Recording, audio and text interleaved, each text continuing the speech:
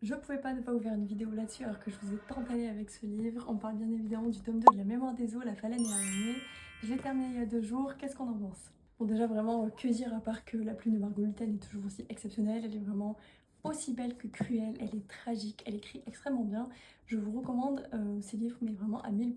Bon déjà je trouvais que dans ce livre il est vraiment plus facile de se repérer que dans le premier tome où c'est vrai qu'il y a plein de POV différents, plein d'endroits différents, le continent il est très vaste avec plein de races différentes. Et dans ce tome 2, on suit vraiment une épopée à travers les différents personnages dans le continent, donc c'était bien plus facile dans ce tome-là. Ensuite, j'avais trop peur en lisant ce tome d'oublier complètement Élion et Tauros, qu'ils ne soient pas mentionnés, j'en sais rien, j'avais peur un peu de ça.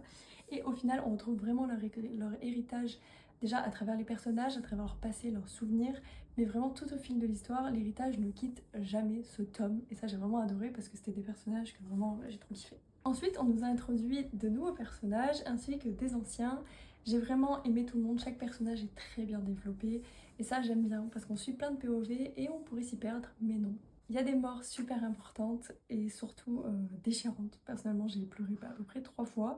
Autant vous dire que ça fait longtemps que j'avais pas lu un livre qui m'avait fait, qui m'avait ému à ce point où j'avais une boule au ventre en lisant.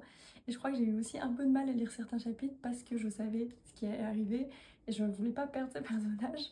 Mais vraiment, c'était tellement tragique, mais tellement bien écrit que incroyable. Donc ça, c'est le deuxième tome de la trilogie. Je pense que le troisième tome sera sûrement pour 2028 ou fin 2027 peut-être. J'ai vraiment hâte de voir comment ça va se terminer parce que ce livre se termine quand même sur une grande question. Il se passe quelque chose de très important, donc j'ai hâte de voir où ça va nous mener, de voir où Margot nous amène. Est-ce que ça va être encore plus tragique que ces livres parce qu'il faut s'accrocher vraiment, accrochez-vous.